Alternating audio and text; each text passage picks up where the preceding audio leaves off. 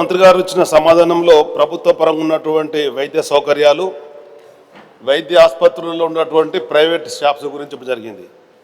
కానీ అధ్యక్ష, పేద నిరుపేదలకు రాష్ట్ర ప్రభుత్వం తన బాధ్యతగా వైద్యం చేర్చాల్సినటువంటి అవసరం ఉంది. కానీ పేద నిరుపేదలు ప్రభుత్వ ఆసుపత్రులకు వచ్చినప్పుడు కానీ, అదేవిధంగా నిమ్స్ లాంటి ఆసుపత్రులకు వెళ్ళినప్పుడు పరోక్షంగా వాళ్ళ భారం పడుతుంది. అధ్యక్ష, సౌకర్యాల కల్పనలో మాత్రం మరి ప్రభుత్వం సిద్ధపెట్టినట్టు కనపడతలేదు. కేవలం ఆసుపత్రుల నిర్వహణకు వదిలిపెట్టినట్టు ఏర్పడుతుంది. కనుక రాష్ట్ర ప్రభుత్వం తగిన చర్యలు చేపట్టి ఈ పేద నిరుపేదలు పడుతున్నటువంటి ఆర్థిక భారాన్ని తగ్గించాలని చెప్పని మీ ద్వారా కోరుతున్న అధ్యక్ష. ఉదాహరణకు నిన్ననే నేను ఎప్పుడైతే ప్రశ్నకు అనుమతించగానే వెంటనే ప్రభుత్వ ఆసుపత్రులలో ఉన్న నిమ్స్ ఆసుపత్రులు ఉండేటువంటి షాప్స్, అదేవిధంగా బయట ఉండేటువంటి వాటికి సంబంధించి ఉదాహరణకు ఐవీ సెట్ అధ్యక్ష 25 రూపాయలకు బయట షాపులో అమ్మితే అదే నిమ్స్లో 100 రూపాయలు అమ్ముతుంది అధ్యక్ష.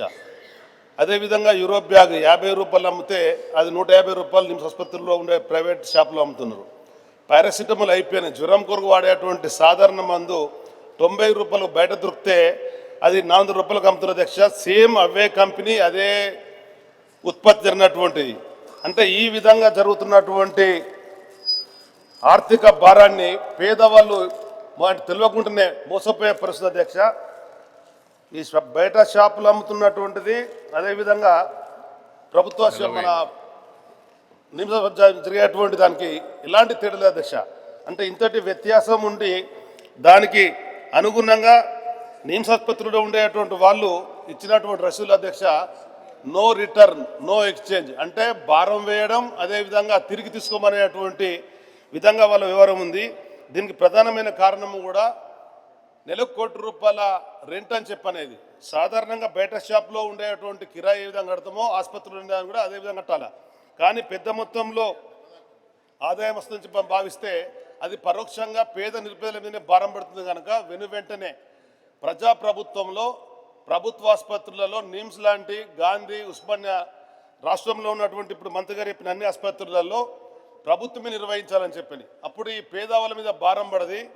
దానికి తోడుగా రాష్ట్ర ప్రభుత్వం పంపిణీ చేసేటువంటి మందులు ఒక 3 నెలల స్టాకు ఆసుపత్రుల్లో ఉన్నట్టయితే ఈ బయట కొనే అవసరం పడదు. బయట కొనే దాంట్లో ఇబ్బందులు పడుతున్నాయి కూడా పెద్ద ఎత్తున ఉంది అధ్యక్ష. సర్జికల్ మెటీరియల్ సమస్య ఉంది, మందుల కొరత సమస్య ఉంది. ఈ మెటీరియల్ అనే దాని మీద లోపిష్టం అని చెప్పని వైద్యులే భావించడం వల్ల బయట కొనేటువంటి పరిస్థితి పడుతుంది.